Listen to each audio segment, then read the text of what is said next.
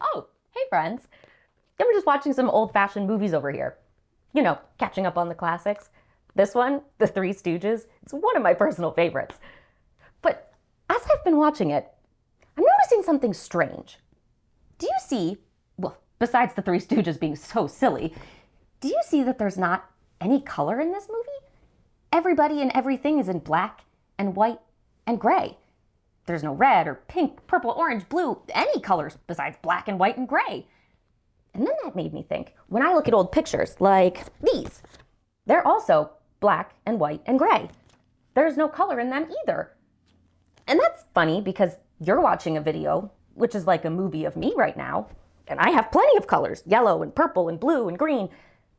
But did people used to live in a world where everything was black and white and gray?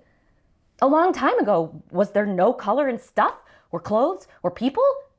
Was it just a black, white, and gray world way back when? I wonder.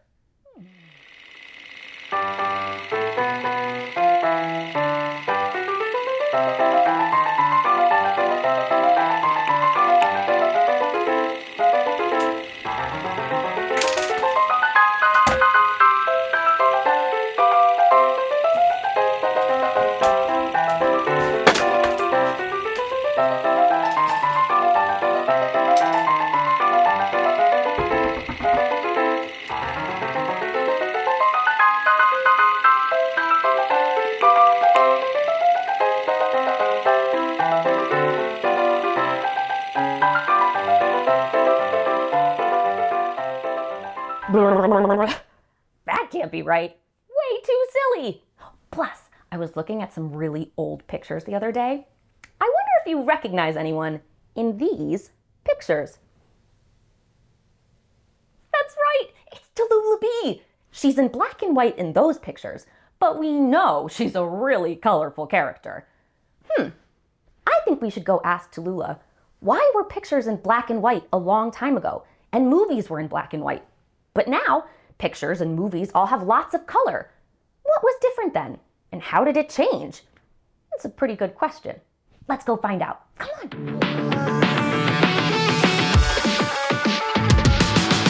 Hey, you glad you're here today? Let's have some fun and seize the day. We're safe to feel it's part of being you. Let's write our own adventures and laugh, make, think, try, learn, fail, grow. Now we're ready, set, go.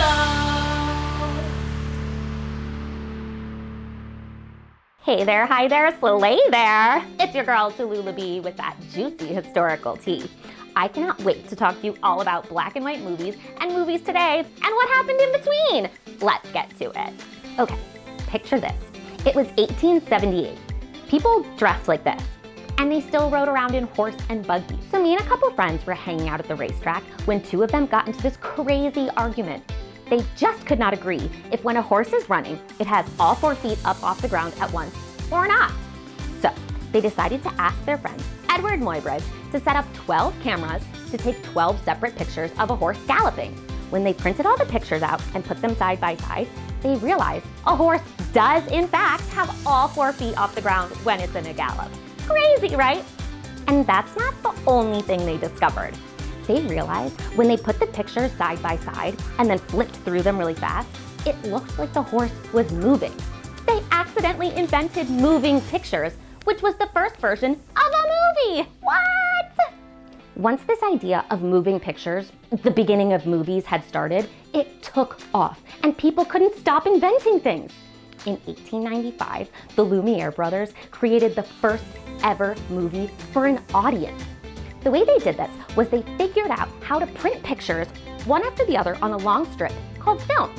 Then, this film was on a big wheel that spun, and they shone a bright light behind it. That light projected the pictures that were moving onto the wall, and it was a movie for a whole audience to watch for the first time ever.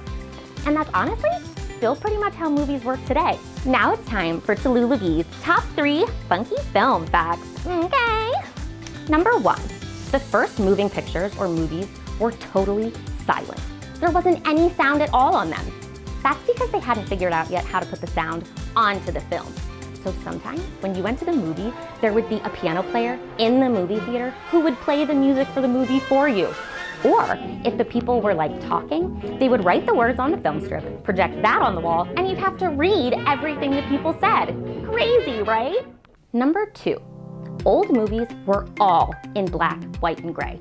Just like Betty said, it's because cameras and the film we put in them back then could only record light as black, white, and gray. If they wanted any other colors in their movie, they would have to sit down with the film strip and color it in by hand. Every single frame. That's like the world's longest coloring book. It took forever and was super expensive. So they usually just left movies in black and white. Number 3, back when the movies were in black and white, special effects weren't so special. If you wanted a special effect, you had to do it in real life. Today, we can do pretty much all of that with a computer. If you want a monkey on a Ferris wheel, make it happen. If you want things 12 different colors, go for it. But fun fact, we still put things back into black and white sometimes because it's a very cool retro vibe. Movies are the best. I'm so lucky I've got to be there since the can-do black and white film strip days to the digital, colorful masterpieces we have now. I love that journey for movies. Anyway, come back and see me whenever you need the tea. Bye. Whoa, thanks, Tallulah. So it turns out movies and pictures were in black and white back then because cameras only knew how to record light as shades of black and white and gray. They didn't know how to add color to the film yet unless they drew it in by hand. That's crazy. And isn't it wild that movies are actually just a bunch of pictures put together on a reel of film and then shown really fast? That's so fascinating. This has all really inspired me to want to make my own movie the old-fashioned way, one picture at a time. But I'm not really sure how to do that. I need someone's help. You know what? I heard there's a director in town working on his new movie. Maybe we could stop by and he'll help us. His name is Scout T. Spector, and we've got to give it a shot. Come on. Radical. Yeah. That's totally cinematic. Totally. Okay, yeah. Oh, hey. Sorry. Got my movie making thinking cap on. There we go. But hey, I'm Scout T. Spector, and I'm a movie director. So, Betty stopped by, let me know that you guys are learning all about how movies used to be made and a little how they're made today. As a movie director, that's kind of what I do. So, I figured I'd show you how I'm working on this scene of my next movie. The movie is going to be called Cow's Big Moves. Get it? Moo, like a cow? Anyway, this is going to be the scene where the cow does his huge jump on a skateboard over the moon. I'm using this little miniature cow and paper background to do a stop motion movie.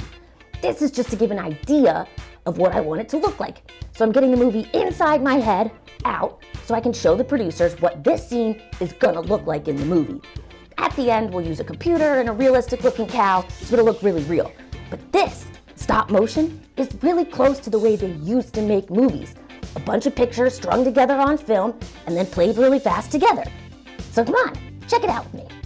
All right, so in this scene, I want it to look like the cow is going up, and then he's gonna do a full flip over the moon. Whoa, come back down to the ground. But I don't want my hands in the picture, right? So I've got this little sticky dot on the back of my cow, some extra ones over here in case it runs out. And I'm gonna put him on the paper, take a picture, move him a tiny bit, take a picture, move him a tiny bit more, take a picture, move a tiny bit more, take a picture. You get the idea, until I've got a picture of him doing every single move over the moon. Then at the end, string them together really quick, and it should make a little movie. It's gonna take a lot of time, but it's gonna be totally worth it, because then we'll know exactly what it's gonna look like when we're done. All right, let's go.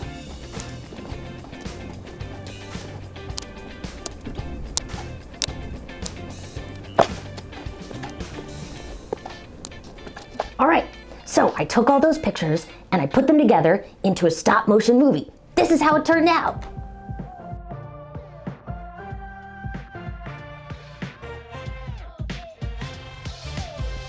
I think that turned out pretty cool. Now I can take it to the producers and they'll see that cow jumping over the moon and know what I want the scene to look like. I hope it gave you guys a couple ideas too. Maybe you'll be making your own stop animation movies. All right, well, I gotta go take this to my team and see what they think. I'll catch you guys next time. Scout out. Oh, that was so awesome. Scout T. Spector's so cool. He helped us make our own movie. That was a lot of hard work though, right? It took a lot of patience to set up the scene, take a picture, move it a tiny bit, take a picture, move it a tiny bit, take a picture. It's a lot of time, a lot of hard work, and a lot of patience for a short little movie. But wasn't it totally worth it? We learned something new. We tried to make a movie and we learned how it's done. We got to see our own movie. I never thought I'd get to say that. So cool. And sometimes learning something new inspires me to do something else. So making that stop motion movie reminded me of flip books that I used to see when I was a kid. And really, I decided to make my own. It's something you can do at home. You just need some paper and a pen and your imagination. So this one I'm making is like a ball just coming up and then bouncing back down. I'm finishing up the last frame. So I'm just gonna draw the ball as it goes right out of the picture to the bottom. And now I have my very own flip book. So when I flip the pages like this, the ball goes up, then goes back down. And all it took was a pen and paper. You know, that's kind of how animation and cartoons work. But that's an adventure for a different day. Thanks for coming along on this one with me, friends. I love when you come hang out with me on Betty Set Go. I'll see you next time.